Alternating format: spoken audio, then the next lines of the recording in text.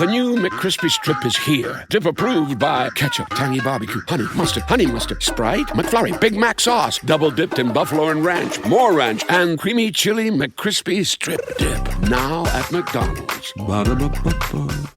Did you know that parents rank financial literacy as the #1 most difficult life skill to teach? Meet Greenlight, the debit card and money app for families. With Greenlight, you can send money to kids quickly, set up chores, automate allowance, and keep an eye on your kids' spending with real-time notifications. Kids learn to earn, save, and spend wisely, and parents can rest easy knowing their kids are learning about money with guardrails in place. Try Greenlight risk-free today at greenlight.com/Wondery. Bombas makes the most comfortable socks, underwear, and T-shirts. Warning, Bombas are so absurdly comfortable you may throw out all your other clothes. Sorry, do we legally have to say that? No, this is just how I talk, and I really love my Bombas. They do feel that good. And they do good, too. One item purchased equals one item donated. To feel good and do good, go to bombas.com/Wondery and use code WONDERY for 20% off your first purchase. That's BOMBAS.com/Wondery and use code WONDERY at checkout. Pick up that glass of Pinot Grigio or your drink of choice and come have some fun with us on Turtle Time. We're going to do more than just drink and party on this podcast, Mom. I know. Okay, if you don't know who I am, well, I'm Ramona Singer, and that's my daughter, Avery. And you probably know us best from The Real Housewives of New York. And now you'll get to know us even better on our podcast, Turtle Time. Let's make more iconic moments together every Wednesday. It's Turtle Time. Follow, rate, and review now on Apple Podcasts, Spotify, Amazon Music, or wherever you get your podcasts.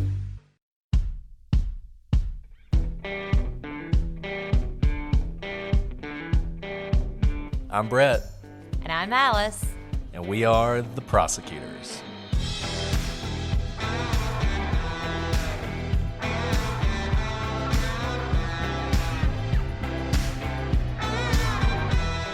Today on The Prosecutors, on April 12th, 1962, Yuri Gagarin became the first person in space.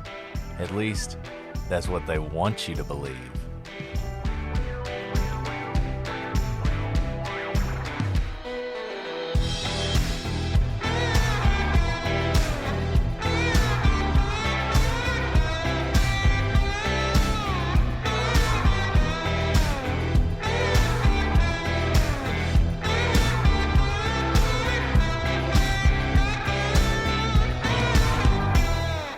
Hello, everybody, and welcome to this episode of The Prosecutors. I'm Brett, and I'm joined, as always, by my deeply missed co-host, Alice. She's back. Hey, Brett. Oh, yeah. I mean, like, kind of. I'm still utterly sleep deprived, but we are back to recording, at least trying. I was just telling Brett that, like, I just got 3 kids to nap at the same time, and we'll see how long this lasts. So this might be a very short episode, or, you know, everyone's smiling upon me, and the impossible has happened, which is 3 triple naps co-aligned in space. In space. Did you We see just that? like to make... There you go. Yeah, it was so good, Alice. You're coming with the puns. I'm back. Like you're I'm back in it. You're back in it.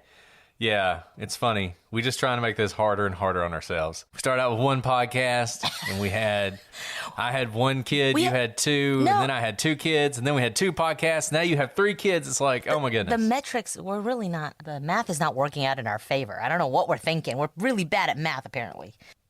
Crazy people. I mean, we're just crazy people. But anyways, I could just talk to you all day, Alice. We could just do an episode of Chit Chat. I'm sure people would love that. That'd be their favorite episode That ever. will be the most 1-starred of all 1-star episodes. I know. But with that said, wait, Brett. I got more to say. I can't. No, I've missed going. you so much, Alice. Don't worry about the chit chat. We can talk as long as we want, because the people who skip all of this anyway, the ones who hate it, we don't care about those people, and they're not going to hear us say that because they're skipping it. So it's the people who listen that we love. That's right. And they're loving this. Okay, wait, can I say something real quick about our awesome fans?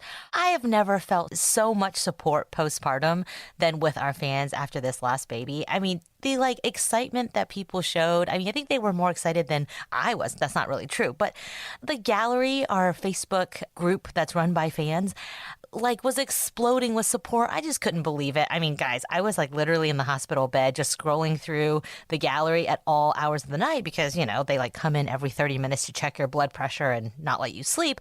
So I just basically stayed up and read gallery posts.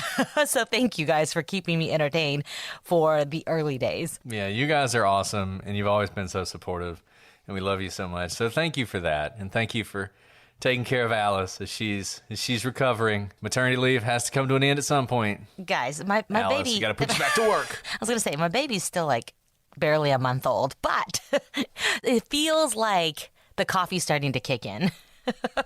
Right. Yeah, this is in Australia where apparently you get like a year off. That's I don't pretty know. amazing. You know, that's pretty awesome. Anyways, okay, that's probably enough. I'm gonna contain myself. Well, and not just here's why I want to blab contain ourselves, because I really want to get to this episode. Because if you guys remember, last year we had the amazing opportunity to pair with the best elementary school that then spurred the best bloopers of all time, Lidditz Elementary. And we got to pair with them again, and they blew us away with their research and their theories. And spoiler alert, maybe it is aliens. This time it might actually be aliens, because we are talking about space.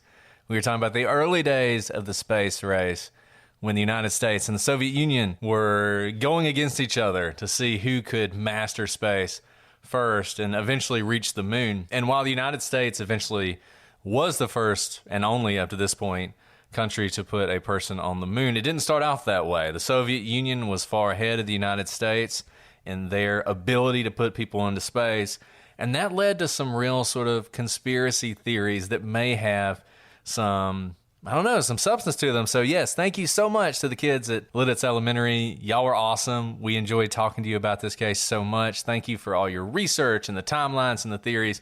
Super helpful. And I hope as you're listening to this episode, we included a lot of what you guys talked about, because it was great and we enjoy that so much. And thank you to the teachers and the administration for letting us take part in that. So for those of you who don't know this story, let's dive right in. We are talking about the legend of the lost cosmonauts. So conventional wisdom will tell you that no human has ever left the solar system. And that is certainly true. Well, no living human, at least. But according to some, a tragic accident struck the Soviet space program that sent a cosmonaut careening into deep space with no hope of ever returning. And that's not the only tragedy that befell the Soviet program in the earliest days of spaceflight. In fact, there were many, each more bizarre than the last. But did they really happen?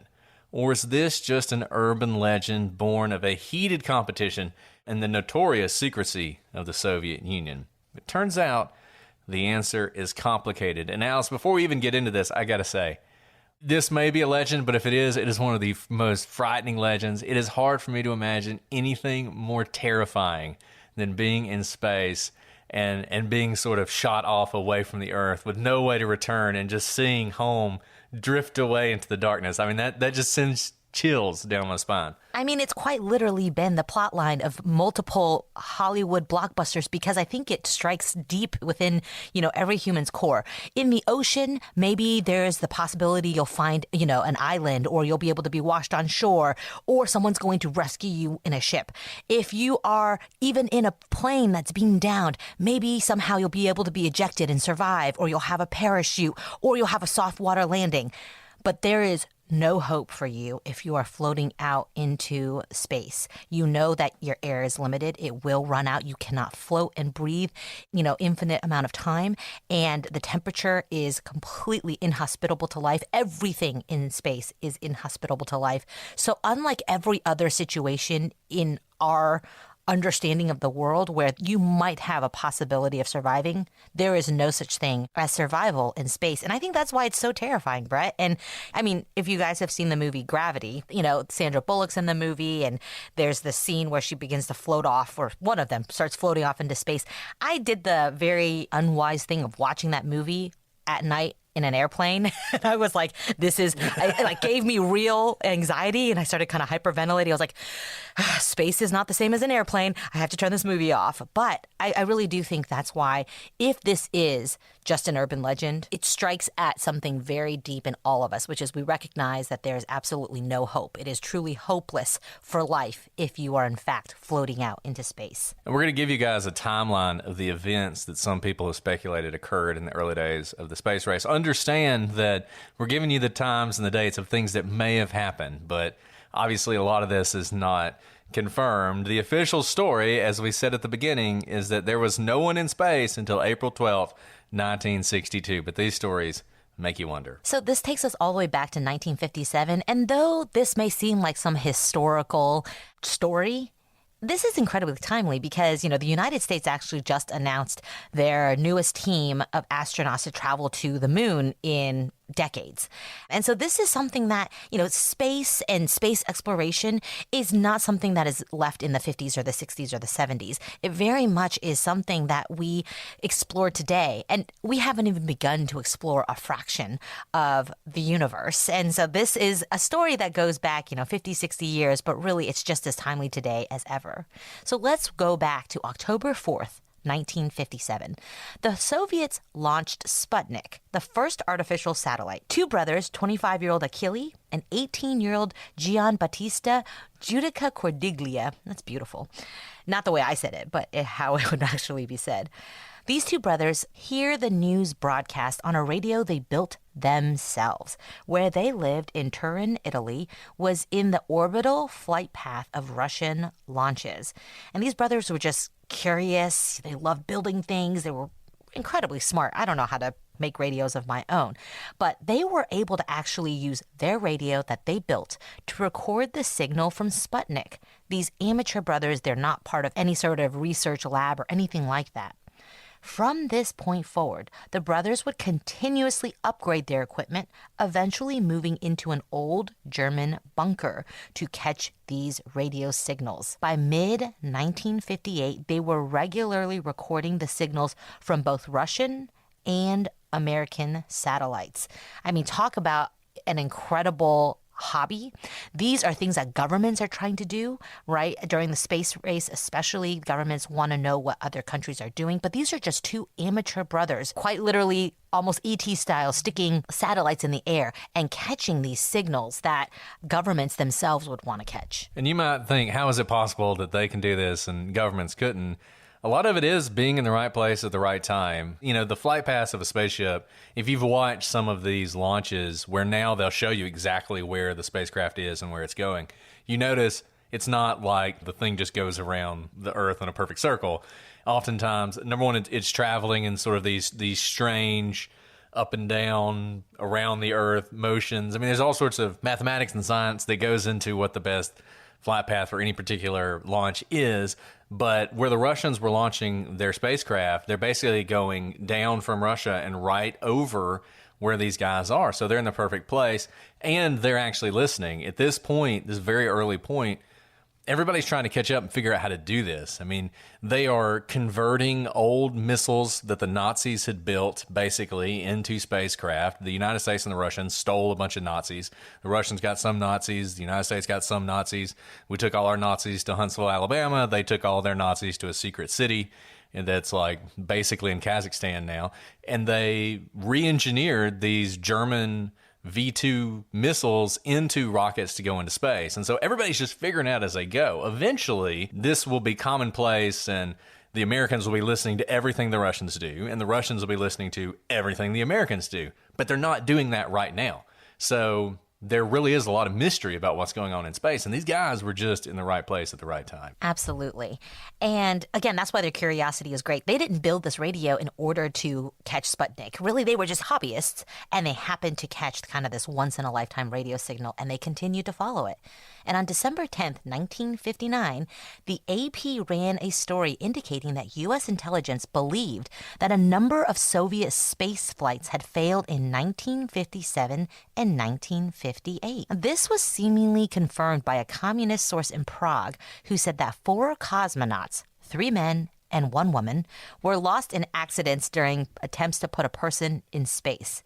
Now, this is fascinating. Note a few things here. It's a 2-year span of kind of being more advanced in the space race than anyone had believed the Russians were. And also note that the ratio is 3 men and 1 woman who were lost in space. At this time, I don't think any country really had women cosmonauts or astronauts. I mean, Russia was really advanced in their time on that. So I think that's just relevant there because keep in mind that may come back in a little bit of time through our timeline. So in October 1960, Robert Heinlein, who is a famous sci-fi writer, is traveling in Russia, and he's told by authorities that the Soviets have just launched a manned spacecraft, Korabl Sputnik 1. You can imagine why they would do this. If they can put a person in space, it's one thing to put Sputnik. I mean, Sputnik is the simplest possible thing. You know, you send basically a round sphere with an antenna into space. It sends beeps. It's a beeping signal. And it just blew everybody away that you could do that. It was terrifying, the notion that a Soviet satellite is traveling over the heads of Americans and there's nothing you can do about it. It was such a victory, and they wanted to follow that up, like Alice said, in just a couple years with putting somebody in space. Now Robert Heinlein's there. Perfect time. American, sci-fi writer. And we're going to tell him, while you're here, we are going to put a person in space. It just happened. But something happened to this spacecraft. There was some sort of mechanical failure, and basically the spacecraft gets stuck essentially forever in Earth orbit. It can't re-enter. Now, eventually its orbit will degrade just because of orbital mechanics, and it will burn up, but for the foreseeable future, it's stuck up there. So if somebody's in it, tough luck, you're not coming home. And the Soviets announce officially, oh, that was an unmanned mission. We're just figuring things out. We're just getting something else in orbit. No big deal.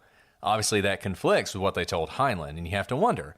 They're trying to go for a propaganda victory with Heinlein. Something goes wrong. They don't want to admit the error, so they say, oh, it was unmanned. No big deal. On November 10th, 1960, according to some, a cosmonaut named Belokhanev speculated to have died in an accident while in Earth orbit. This is pretty close to when this Heinlein issue happened.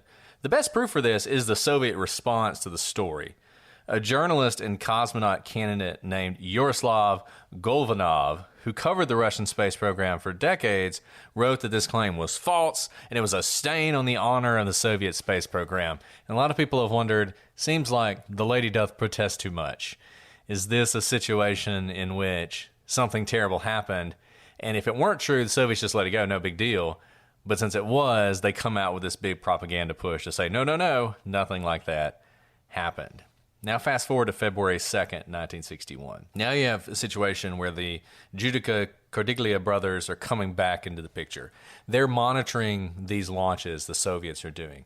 And they pick up a transmission from an orbiting satellite unlike anything they had heard before. It sounds to them like a person, like someone breathing, but having a lot of trouble doing it. They record the sound and they play it for a doctor. In fact, their father was a doctor who specialized in respiratory illness, and they were told, this sounds like someone suffocating. So now they are really interested, and they're really dialed in to following all these Soviet launches. I mean, talk about the kind of, if this is an urban legend, man, the thought of hearing someone suffocating to death in space is just tragic and thrilling and terrifying all at the same time. And like Brett was saying, they had to be at the exact right place at the exact right time to be able to essentially hear this person be gasping for their last breaths, if this is in fact what they think they hear. Now, on February 4th, 1961, the Soviets announced that they'd lost a prototype spaceship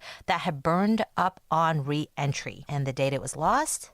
February 2nd, the exact day that the brothers say that they picked up the sounds of someone suffocating. And though the Soviets claimed the ship was unmanned, you're beginning to see this story take shape and whether we should trust what the Soviets were saying about these quote-unquote unmanned failed missions. On May 19th, 1961, the brothers intercept a transmission in Russian. They record it, and lucky for them, they really have like all of the resources within their family. They don't speak Russian, but no problem because their sister does speak Russian and she is able to translate this recording for them. They are astonished by what they hear. They hear Come in, come in, come in. Listen, come in. Talk to me. I am hot. I am hot. Come in. What? 45? What? 50? Yes, yes, yes. Breathing. Oxygen, oxygen. I am hot. Isn't this dangerous? Transmission begins now. 41. Yes, I feel hot. I feel hot. It's all hot. I can see a flame. I can see a flame. I can see a flame. 32. 32. Am I going to crash? Yes, yes, I feel hot. I'm listening. I feel hot. I will re-enter. I'm hot. Then the transmission went dead. And we're going to play the recording of that transmission for you. Those of you who speak Russian, perhaps you can verify that this is indeed the translation. But what I've just read to you, I mean, talk about a terrifying capture if whatever is happening to this person, whether it's coming from space, whatever is happening, this person is clearly in distress.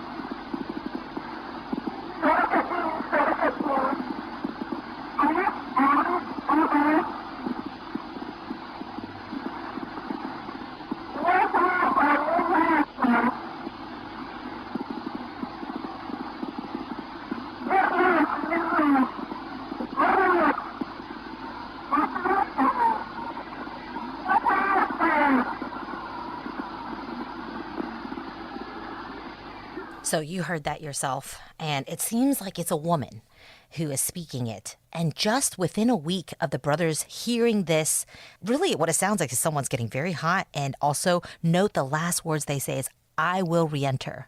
About a week later, on May 26, 1961, the Soviets announced the loss of an unmanned vehicle during re-entry. Again, note that conveniently, this failed re-entry is yet again unmanned, or so the Soviets state. And we're going to talk a little bit more about the brothers and their claims later on. There are a couple things that people point to. I mean, this is a blockbuster recording, right? I mean, if this is real, this is history in sort of its purest form. So a lot of people have attempted to debunk this. And a couple things people said. Number one, that the sister does speak Russian, so maybe it's the sister. And there are times when you're listening to it where it does seem like she has sort of an Italian accent, but doesn't mean a Russian woman couldn't sound the same way. So I don't know if that's definitive. The other thing people say, which I actually find less convincing than that, is that there's too much sort of slang, Russian slang in this for this to be a professional. But remember the situation. This person would be burning up on re-entry in a very bad situation, trying to reach mission control, not hearing them, panicking, trying to stay calm. I don't know that the transmission would be super technical. You know, like, I mean, just imagine it's an American. Houston. Yes, Houston, we're burning up on reentry. Temperature is rising. We've reached 100 degrees in the capsule. I mean, no, it's not going to sound like that, right? Like, you're going to start to panic. So I don't necessarily know that that's that convincing. But obviously, you got to take this with a huge grain of salt because it is such a striking recording. Absolutely. And also, we'll talk more about the woman saying it, but like these sorts of things, it's clearly one-sided, and she's clearly talking or hearing from someone as well. And it's hard to know like where else you could get this sort of a recording if the brothers didn't fake it. And it's well faked if it's fake because it's not a clear recording. You can barely make it out at times. It seems like something that's being picked up over a radio, not something that's being recorded, up close. Look, people are really good at faking things. Like people have faked some awesome stuff in the past in the efforts to fool people and have done just a fantastic job. I mean, there was a story not too long ago about a piece of, it was some sort of writing on a piece of wood that was found in Jerusalem, and it was the first time ever that we had an example of this kind of writing that dated from this time, and it turned out that a professor had made it like a couple months ago in an effort to demonstrate something to their students, and then they just left it behind on accident. And then another scientist comes along and finds it and thinks it's a real thing. So you can fake things and be really convincing, even if you don't mean to be. So not saying this isn't fake, but certainly something to think about and something to consider. And the timing of all these things is so compelling in a real way. Every time you have one of these incidents, a couple days later, you'll have the Soviets saying, we had an accident, something burned up in reentry. And to a certain extent, that itself is a little weird because the Soviets don't tend to go out of their way to point out when things go bad. So if the Soviets are telling you that something bad happened, something worse happened. I mean, that's like the iron law of Soviet news broadcast. If they tell you something bad happened, look out because something really bad happens. Chernobyl, there was an accidental release of radioactive material, but it's been contained. In reality, the whole plant blew up, so that's the sort of thing you get from the Soviets. So the fact that they're saying, we had a little accident means there probably was something more to it. That's a great point, Brett. Yeah, I mean, look, they're just... I mean, that really is a great point. Like, they are not ones to say mea culpa. So when they say even a little bit mea culpa, there's probably a lot more under that veil. Yeah, it's maxima mea culpa, So fast forward to April 8th, 1962. So now we're getting really close to when someone actually goes into space. And one of the most famous people in the Soviet aerospace program, Vladimir Ilyushin. He's a fast test pilot. Think of the guy who broke the sound barrier, Chuck Yeager. I mean, he's like the Chuck Yeager of Russia. He's the son of an acclaimed Soviet aerospace engineer. He's the kind of person that if the Soviets were going to put somebody in space for the first time, he's the kind of guy they would want to do it. But on April 8th, it's reported that he's been injured in what's described as a serious car accident. But according to some in the Soviet Union, Ilyushin's injuries were really the result of a space launch. According to them, it was Ilyushin and not Gagarin who had entered Earth orbit for the first time. But on re-entry, he crash-landed in China afterwards. There are a couple problems with that. Number one, he had some pretty serious injuries. They were very extensive, and he was going to require a lot of time to recover. And they were so extensive that the Soviets, they couldn't really announce a successful mission. And he landed in China. Some of you may think, no big deal. The Chinese are communists too. All the communists love each other. They sing the Internationale and, dance around the hammer and sickle. In reality, the Soviet Union and the Chinese were basically in a land war for the better part of 50 years. They didn't particularly like each other very much. Mao had the Mao thing and Stalin had the Stalin thing. And so they were sort of in a falling out, particularly at this point, because Khrushchev had come into power. Khrushchev had repudiated Stalin and the cult of personality around him, which was a problem for Mao, because Mao was big on the cult of personality. So crash landing in China was a problem. And according to the people who will tell you this is what happened, Ilyushin was actually arrested and kept in a Chinese prison hospital for some time until he could be returned to the Soviet Union. So we can't announce this as a successful launch. And so instead, they created the myth of Gagarin's flight to cover things up. 4 days later, on April 12th, 1962, they launched Yuri Gagarin into space, and he officially became the first person in space. So Gagarin's a hero of the Soviet Union. He's one of the most important people in the entire country. Well, the space program for the cosmonauts, it continues. They're trying to put someone on the moon. They're developing new technology. But unfortunately, a lot of that technology has flaws. By this point, the CIA is caught up with things. A lot of these sort of mysteries go away. When tragedies happen, everybody knows about it. Well, fast forward to 1967, which just so happens to be the 50th anniversary of the establishment of the Soviet Union.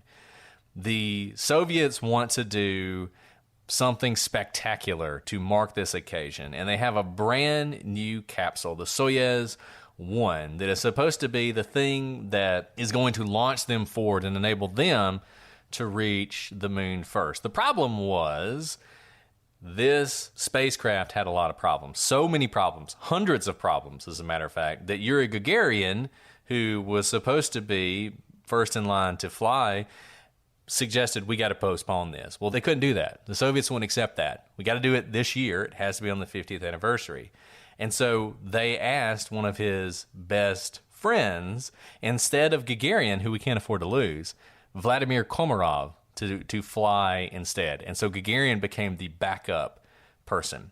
Komarov decided very quickly that this was a death trap. Maybe he'd make it, but probably not. And in fact, he told a KGB agent, if I fly on this, I'm not going to make it back. The problem was he knew if he didn't do it, Gagarin would.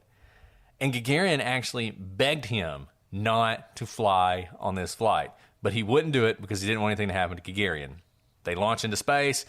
He manages to make it into Earth orbit. There are all sorts of problems. Everything's going wrong, but he manages to get into a position where he actually can re-entry. The problem is, after re-entry, the parachute doesn't open. And basically, the spacecraft is in free fall until it hits the ground. And essentially, the CIA listened in much the way that the brothers claimed that they had listened in, on the transmissions from the capsule to Moscow. And it basically was Komarov just letting the Russians have it for the entire time between when he re-entered to when he hit the ground and died instantly. He's like cursing the space program and cursing the Soviet leadership and saying a bunch of words that would get us a big R next to our podcast. So I'm not going to repeat them, stuff about Brezhnev, because he had nothing to lose, right? So he just let him have it. And he dies, obviously. Well, at this point, Gagarin goes from being the great hero of the Soviet Union to being a huge critic of the Soviet Union. And this is a big problem, because you can't have your biggest hero criticizing you. Well, what do? You can't arrest him. You can't execute him. He's too important to do that. But you need him to be dead. You need to be dead and be a hero. And wouldn't you know it, on March 27th, 1968, Gagarin is killed in a routine test flight of a MiG-15. This crash was shrouded in secrecy. It has never been fully explained. It has never been fully investigated. And in fact, the Russian government has repeatedly refused to reinvestigate the crash, even to this day. You do not want to be on the bad side of the Russian government, is what we're quickly finding out, and we didn't need this podcast to tell you that. All this is there are certain things that we don't know for sure, obviously. There are things that we don't know if they are part of a deep fake, but whether they are confirmed or a lesser extent of what is believed to have happened is confirmed.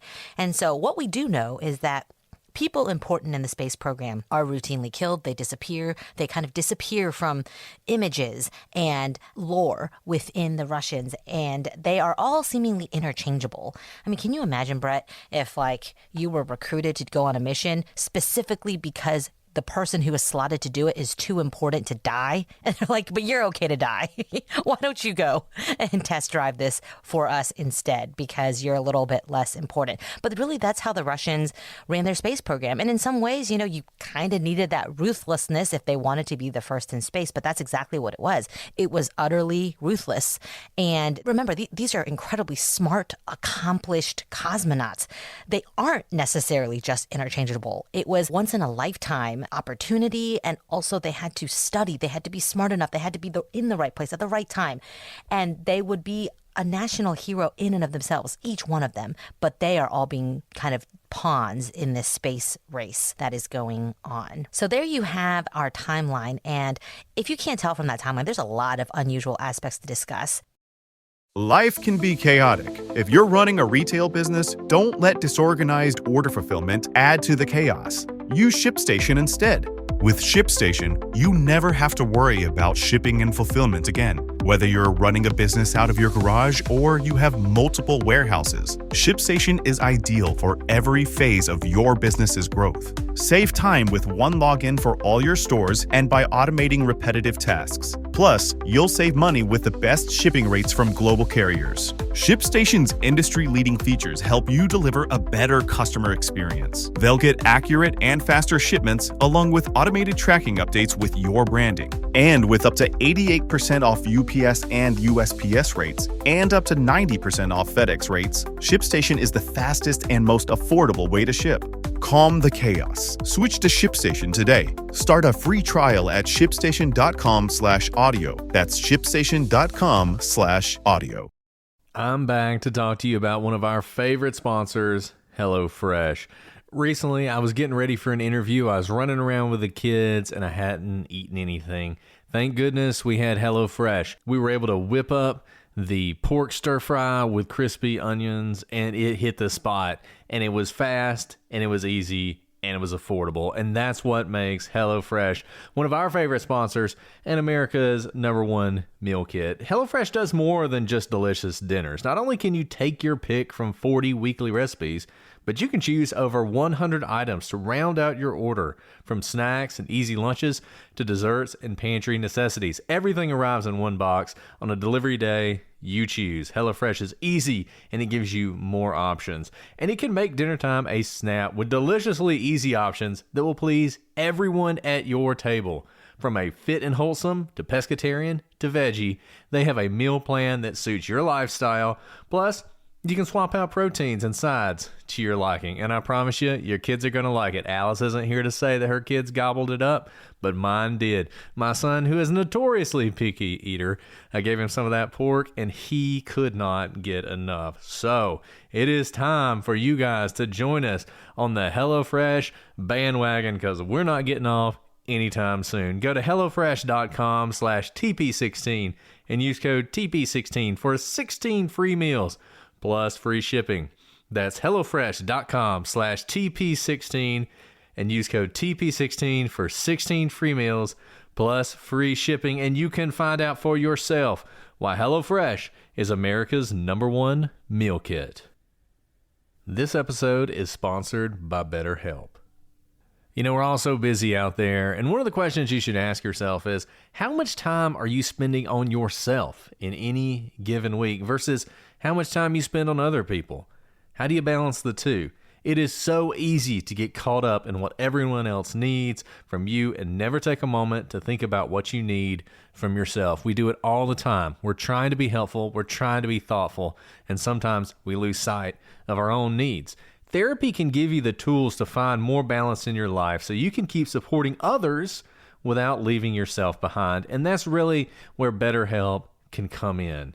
If you're thinking of starting therapy, give BetterHelp a try. It's entirely online. It's designed to be convenient, flexible, and suited to your schedule. Just fill out a brief questionnaire to get matched with a licensed therapist and switch therapists anytime for no additional charge. Find more balance with BetterHelp. Visit BetterHelp.com/prosecutors today to get 10% off your first month. That's BetterHelp, HELP.com/prosecutors. You won't regret it. Angie's List is now Angie, and they've made it easier than ever to get all your home projects done right. I've been really busy, and I actually had my refrigerator broke, but thankfully I was able to look on Angie to have an appliance repair person come and fix my refrigerator. It was so easy, so amazing, and all I had to do was click on a couple links and they got me the best prices for an appliance repairman. Angie has over 20 years of home service experience, and they've combined it with new tools to simplify the whole process. Just bring them to your project online or with the Angie app and answer a few questions, and Angie can handle the rest from start to finish. Or help you see ratings and reviews, compare quotes from local pros, and connect instantly, which means you can cross things off your to-do list in just a few taps. Because whether it's routine maintenance or a dream remodel, Angie is here to make it easy.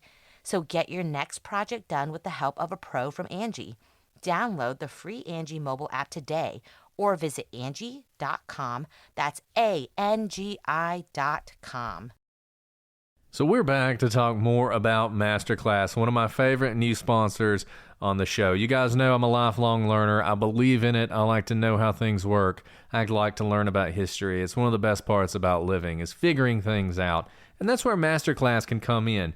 You can learn from the world's best minds anytime, anywhere, and at your own pace. With over 180 classes from a range of world-class instructors, that thing you've always wanted to do, that you've always wanted to know, is closer than you think. You can learn how to do anything from writing a book or a screenplay to just writing a letter. You can learn how to communicate with your boss or your family. Whatever you're interested in, there's a class for you. Cinema quality classes that give you unparalleled access to a renowned instructor. And you can explore lessons in any order you'd like across your phone, tablet, Apple TV, computer, and on the go with audio mode. And look, they get it. You're busy. Lessons of approximately 10 to 15 minutes in length fit easily into your everyday life. So what are you waiting for? It is time for you to give Masterclass a chance. I highly recommend you check it out. Get unlimited access to every class. And as a Prosecutors listener, you can get up to 35% off for Mother's Day. Go to masterclass.com/prosecute now. That's masterclass.com/prosecute to get up to 35% off for Mother's Day. The Prosecutors is brought to you by Progressive Insurance. Let's face it, sometimes multitasking can be overwhelming. Like when your favorite podcast is playing and the person next to you is talking and your car fan is blasting, all while you're trying to find the perfect parking spot. But then again, sometimes multitasking is easy, like quoting with Progressive Insurance. They do the hard work of comparing rates, and you can find a great rate that works for you, even if it's not with them. Give their nifty comparison tool a try, and you might just find getting the rate and coverage you deserve is easy. All you need to do is visit Progressive's website to get a quote with all the coverages you want, like comprehensive and collision coverage or personal injury protection.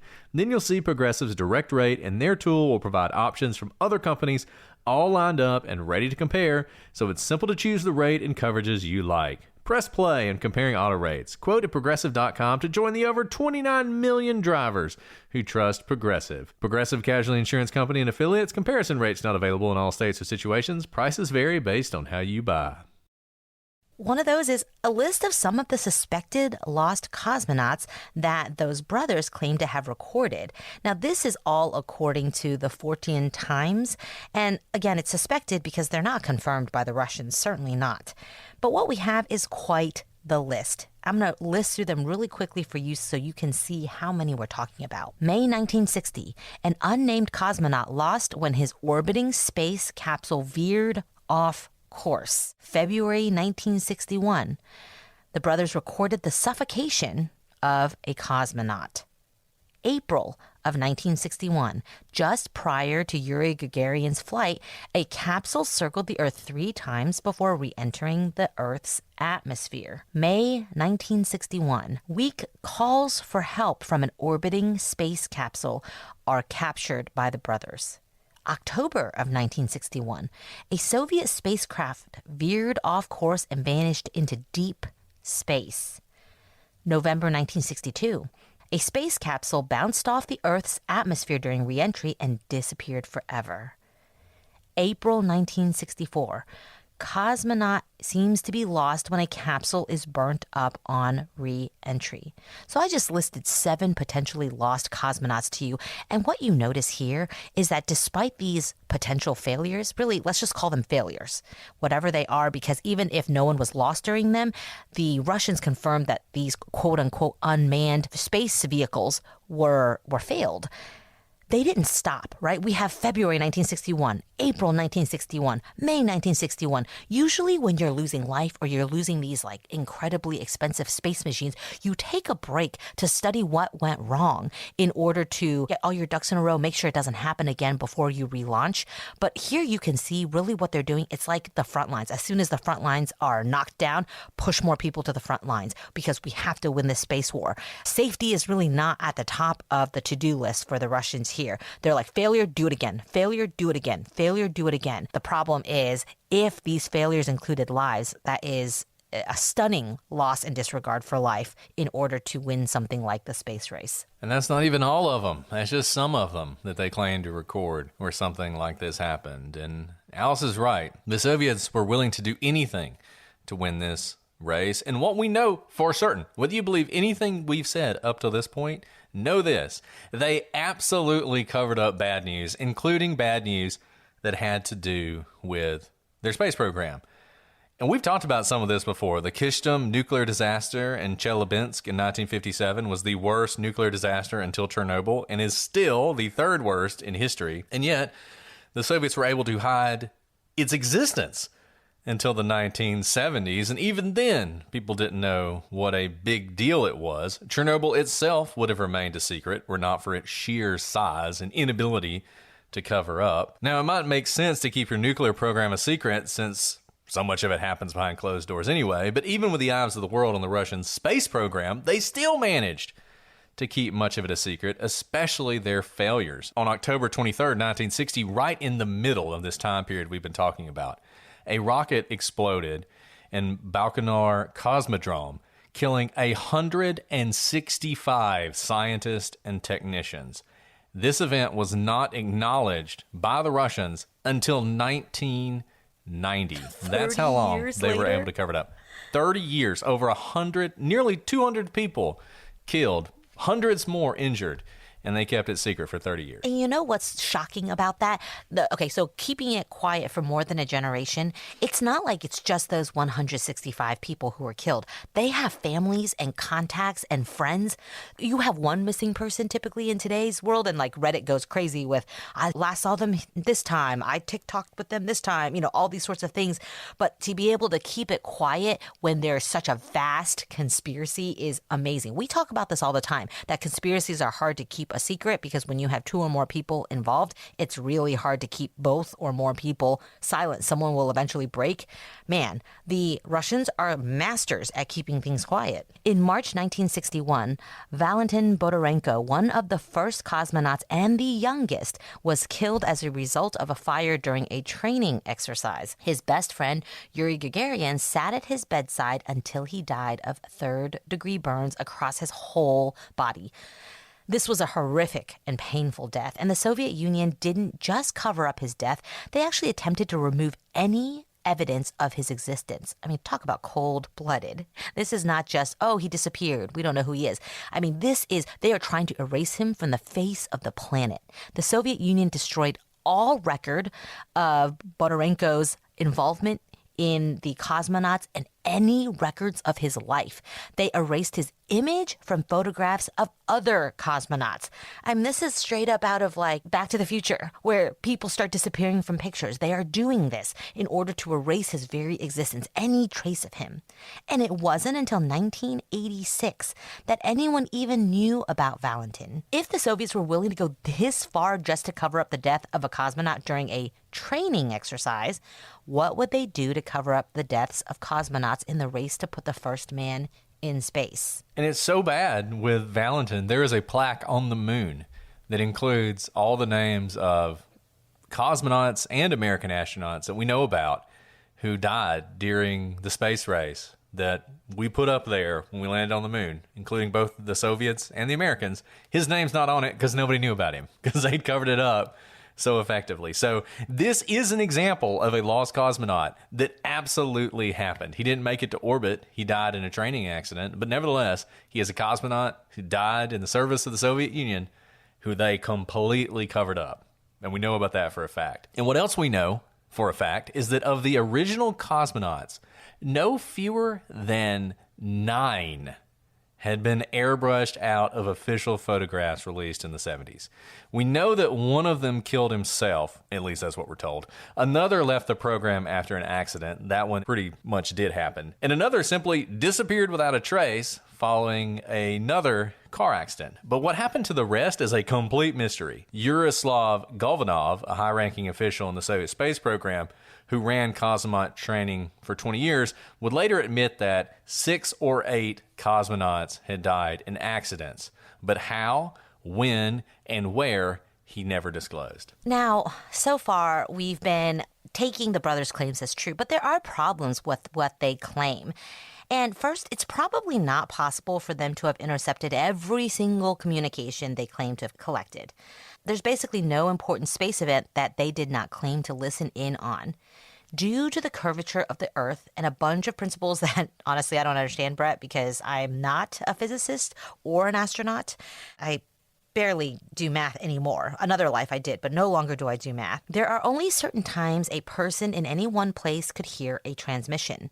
And yet, basically every time there is a tragic event happening in the space race, they are claiming to catch it.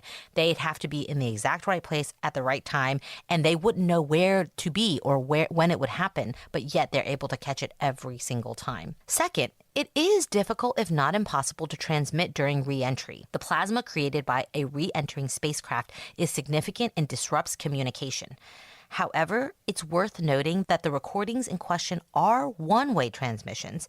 There's no response from mission control, so it's certainly possible that the brothers were able to receive some emergency transmissions that no one else, even the Soviets, ever heard because they weren't actually transmitted both ways. Third, some have said that the cosmonauts are not following protocol in these recordings. Brett kind of mentioned that with the use of slang and not speaking as cosmonauts. But given that these people are in mortal danger, they know their death is impending. Perhaps that's not surprising. You kind of lose it. I curse a lot more when I think an accident's about to happen, for example, because I don't have control over what I'm thinking and how I say it. Now, one other thing that is interesting, the audio that we just listened to earlier was, as we noted, from a woman. If one were going to fake a transmission from the Russians, one questions whether you do it with a woman. Now, everyone in the Western space program was male, and that was just the way things were. Women have made it very far these days. And even now, I mean, of the, I think, 4 people who they just announced from the United States going to the moon, 1 is a female, right? So it's still a pretty male-dominated field. And you would just wonder if you were going to fake a transmission, wouldn't you fake it with a man? Because that's just, there are more men in the space programs. And in fact, there were no women at all in the Western space programs. But think about this for a moment. If it was the Russians, and this was not a fake transmission, a female cosmonaut actually makes sense. First, the Soviets were a little less strict in their gender roles than the West. It would not be shocking to have a female cosmonaut, while that would be almost unimaginable in the United States at the time. And the Soviets were all about firsts, and having the first woman in space would have been important to them. On June 16, 1963, they accomplished just that when Valentina Tereshkova orbited the Earth 48 times. The only woman to this day to have gone on a solo space mission. And I think that adds some credibility to it, because if you're already faking it, why add that extra level of difficulty? Yeah, their sister speaks Russian. They could have found somebody else who spoke Russian, or they could have had her write out a script for them, and they could have had a man read the script. So it's certainly interesting to me that they chose to do that, and it fits with what the Russians were doing. And that kind of brings us full circle, one full orbit, if you will. What about this whole story about the cosmonaut who flew off into deep space? Is what we started with. Could that have happened? Well, here's the story. It turns out that on November 28th, 1960, Bochum Space Observatory in West Germany intercepted a signal that might have been from a new Russian satellite, but there had been no official launch announcement made by anyone, which was a little unusual because when the Russians sent up satellites, they made sure everybody knew about it. The brothers heard about this and were very interested in it, and so they dialed in on the signal. They're in their little place. They're waiting for the signal to come towards them. When it does, they're able to locate it. Now, it took them about an hour to isolate it so they could actually hear it, but when they did, they heard a series of dots and dashes that they recognized immediately. SOS. SOS is Morse code, And the reason we choose SOS is because they are the most identifiable letters in Morse code. 3 dashes, dash, dash, dash, dot, dot, dot, dash, dash, dash. And when you heard that on Morse code on a wireless from a ship or from a spacecraft, you knew there was a problem. They didn't have to explain anything else. What was strange about this, though, is unlike most of the signals they heard, although it faded away, as you would expect, the longer you're listening to it, it's going to fade away, it did not pass beyond their receiver's range over the band in the sky the receiver could track. Let me break that down a little bit. In other words, unlike a normal satellite in orbit around the Earth, it sort of passes over the range where the brothers could hear, into the range of their receiver. They can hear it as it's going overhead. And then at some point, it goes around the curvature of the Earth to the extent that you would just lose it. You couldn't hear it anymore. And they were used to that. They got that all the time, but that's not what they had here. Instead, they were able to continue to listen to this signal for much longer than they should have been able to listen to it, even though it was gradually growing more faint. And that's when they realized something. It was fading out not because it was passing around the Earth, but because it was getting further and further away from it.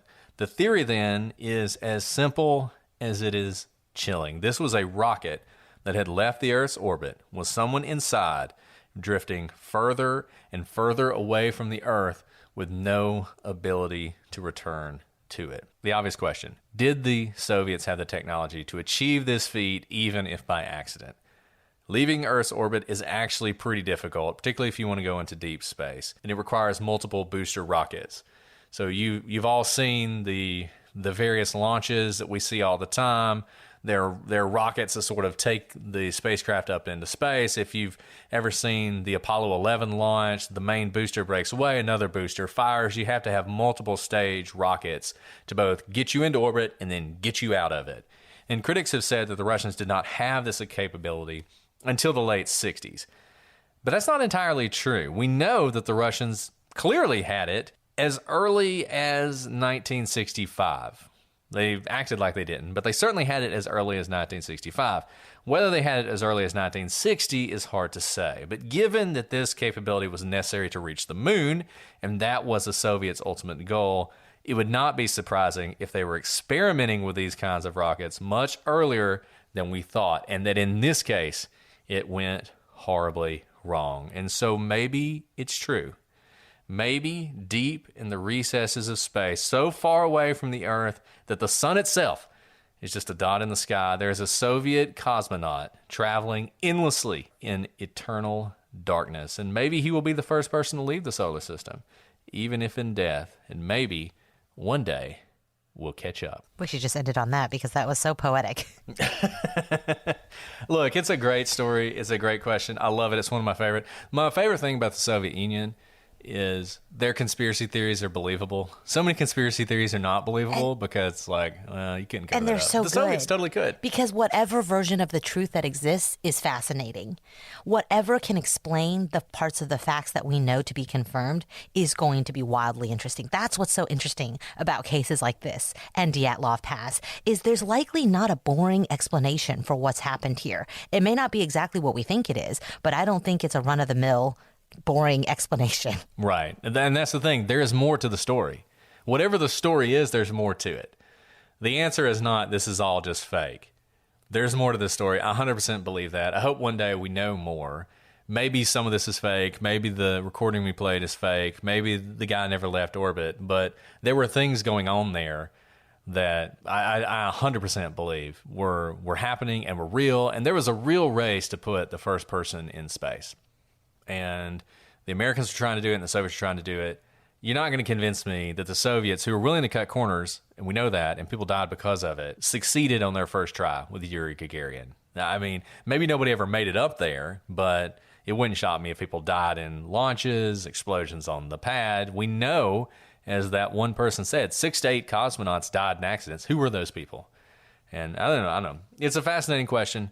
I'm really interested in it. I hope you guys are interested in it too. Would love to hear your thoughts. Shoot us an email, prosecutorspod@gmail.com, @prosecutorspod for all your social media. Leave us a 5-star review and leave a question, and we will answer it. Alice, if you have some time, I've got some questions from people who've been taking advantage of the 5-star review thing. All right, let's get some questions. Okay, Absolutely. let's get some questions. Baby's still sleeping. This is a new feature. New feature on the podcast. If you're leaving a 5-star review and you're leaving a question, we're taking those questions and we will answer them. Let's go ahead and get a few things out. Number one, the person who was upset at us for making fun of reviews. Sorry, we're going to keep doing that. If you leave a 1-star review, and particularly if you say mean, sexist things about Alice, you're going to get made fun of. Well, here's the thing, guys. We won't make fun of them if you don't send it out for us to make fun of, right? Like, you are welcome to all of your opinions, but you're also welcome to not plaster them all over like our foreheads. And so if you're going to stick it on my forehead, I'm going to do what I want with it. And, the thing about it is we can't respond to you on Apple, which people well know. But if you're going to tweet about us and say bad things, don't tag us. That's a silly thing to do. It just makes it so easy to respond to you. Yeah. I mean, I guess I appreciate you stabbing me in the front instead of the back, but I mean, it's a little weird. Anyways, so that's the first thing. Second thing to clear up. We had one person who thought that when we were talking about Murdaugh, and I talked about that one documentary with that crazy lady from the local town who just hated the Murdochs so bad and thought Paul was just an evil person. It was just completely out of the blue, and it was unclear what their connection was. Somebody thought we were talking about his girlfriend. We obviously know who his girlfriend is. No, his girlfriend, not at all. That's not who we were talking about. We really were talking about the person. I can't remember her name, but she had no connection to the Murdaughs at all. She had no connection. There are 3, at least, documentaries. There's the Netflix documentary, which I think is the one with Paul's girlfriend. There's the HBO documentary. And then there's another one that's on like Peacock or Hulu or something.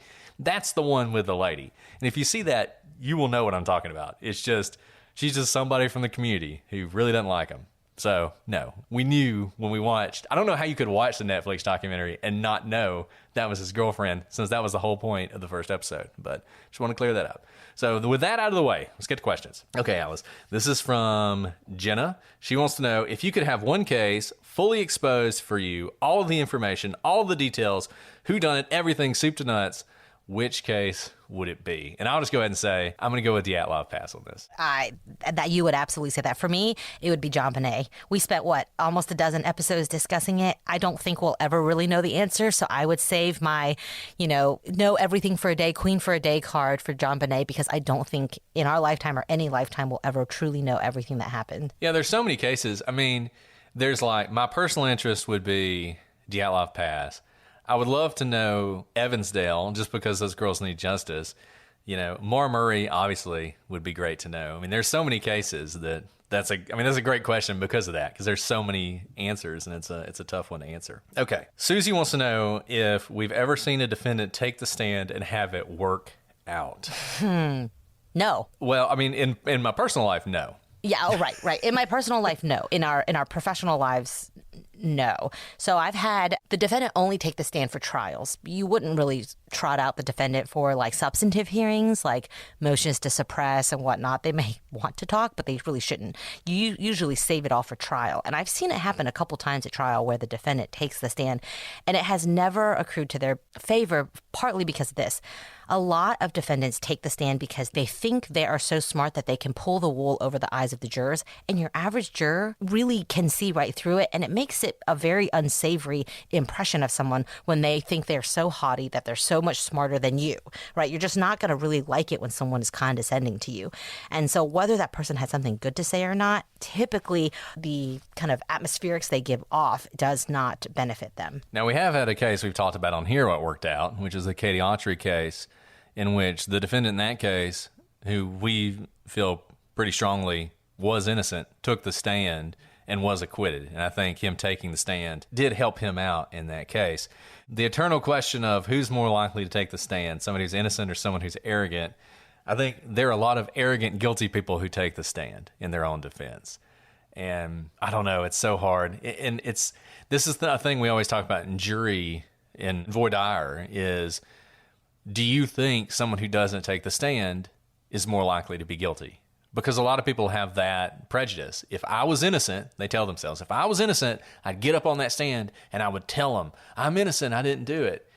And I think that may or may not be true, but sometimes you just have to make a strategic decision about what you're going to do. So I don't know that you can read a lot into that, other than I think it is definitely the case that a lot of people who do take the stand, particularly when they're guilty, are the really arrogant people who think they're smarter than everybody else. So, okay, next question. This is from Player Underneath and from MST051014. So this question from two people. If you did not become lawyers, what profession would you pursue? Podcaster. I'm just kidding. That's too easy. Well, you are good at it. Well, that's very nice of you. So I really thought I was going to be an economist. I had applied for PhD programs, and I wanted to be like a researcher and write papers and run regressions all day. And then I realized that maybe I didn't want to live such a monastic lifestyle, because academics is pretty monastic, and I wanted to fight more people. So I became a lawyer instead. So maybe in a different world, if, I had gone through with my degrees, I would have become an economist instead of a lawyer. So I'm going to assume that this allows me to have talents that I don't actually have. So, like in my current life, it's hard for me to even imagine what I would have been if I weren't going to be a lawyer, because I was just always going to be a lawyer. I was a philosophy and history major in college. So I was either going to be a lawyer or I was going to starve to death. So I guess I would have had to have done something different in college. I've always been impressed by doctors, so I guess that would have been something I could have tried. But more interestingly, if I could have talents I don't have, I would want to play Javert in Broadway productions of Les Mis. Brett, I did not know this about Javert is my favorite character, basically, in anything. And Les Mis is, a true phenomenon. But wow, I didn't know. Okay, that's a fair point. I would have loved to be a performer in another life if that would have, I could feed myself doing it. Well, the world knows you're a great dancer. So, I don't know that I'm a great dancer, but that is probably the happiest I've been in my life, is performing on stage in productions. So yeah, economist was boring. I'd rather be a performer. So Catherine wants to know what I think caused the Bronze Age collapse. And the answer to that, obviously, is the Sea Peoples. And the answer to who the Sea Peoples were, obviously, is the Atlanteans. So duh, Catherine. So that's my answer to you on that. And then the last question for today is from Mom5132. How are you guys so precious? So I'm not sure if that's your mom or my mom. It's definitely not my mom, because my mom doesn't listen. And she definitely would not know how to leave a 5-star review. Maybe a 1-star review, but I do not believe my mom can leave a 5-star review. So not my mom. It must be Mrs. Brett. Mrs. Brett, mom. Mrs. Brett, mom. Yeah, maybe it is. Okay, well, that's all the questions we have for today. But if you leave 5-star reviews and leave a question, I will add you to the list. You will answer later. And if your question hasn't been answered yet, don't worry. I have you on the list. Just have to get to it. If you don't hear your answer in, a few episodes, send me an email or something to remind me. But we're going to keep doing that because that's a lot of fun, and I enjoy that. Well, Alice, is there anything else you want to add before we sign off for today? It's been so great to have you back for a new episode. We're back. No, Brett, it's just so good to be recording with you again. Thank you to Lidditz Elementary for your incredible research. So we actually spoke with them, and they presented their research to us I don't even think they knew this, about 48 hours before I gave birth. But I wanted to make sure that we had the opportunity to hear their research before I went out. So the last thing I scheduled on my work calendar was to speak with Lidditz Elementary. So you guys know that now. They didn't know that at the time. But I'm so glad I did that. It was absolutely exactly what I wanted to do before I went out on maternity leave.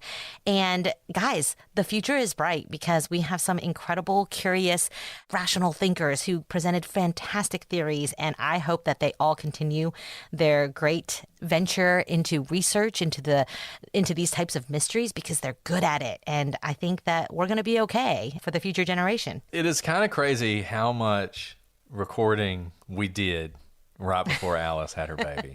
You guys, you've all heard the Murdaugh, all 10 episodes by now. It was that, and then the Lidditz Elementary thing, and then we had all the lives for Murdaugh when he testified and when the verdict came down and all that stuff. So it was amazing. And I do want to shout out to Alex, who is the teacher of the kids at Lidditz Elementary, the 6th grade classes, who invited us to take part in that. We need more teachers like him. He's awesome. And thanks so much for the opportunity. Okay, guys, We'll be back next week with a new case, new questions, and maybe new answers. But until then, I'm Brett. And I'm Alice. And we are the prosecutors.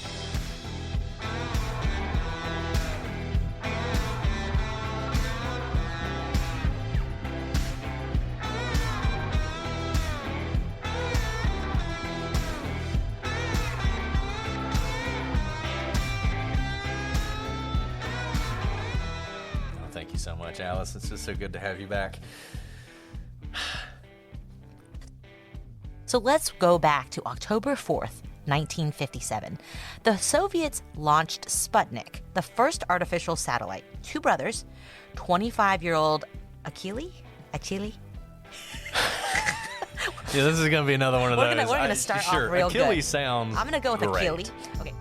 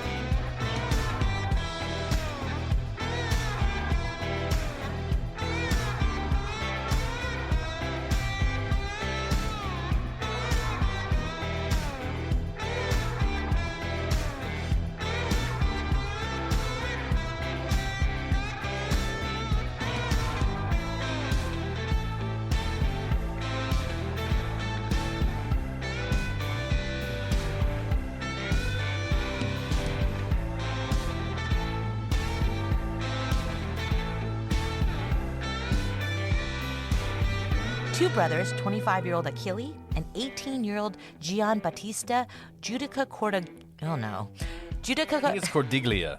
That's beautiful. Not the way I said it, but how it would actually be said. Were lost in accidents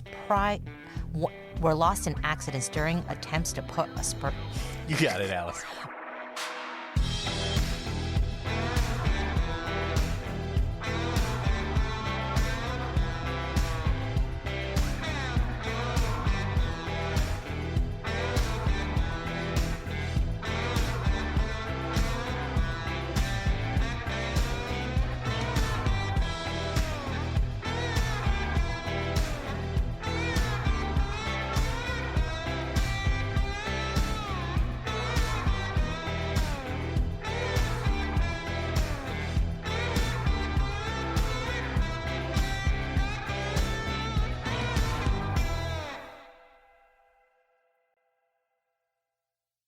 See what's screaming all month long during PlutoTV's April Ghouls. Watch hauntingly good movies like Evil Dead and Cloverfield, or terrifying shows like The Walking Dead and Nosferatu.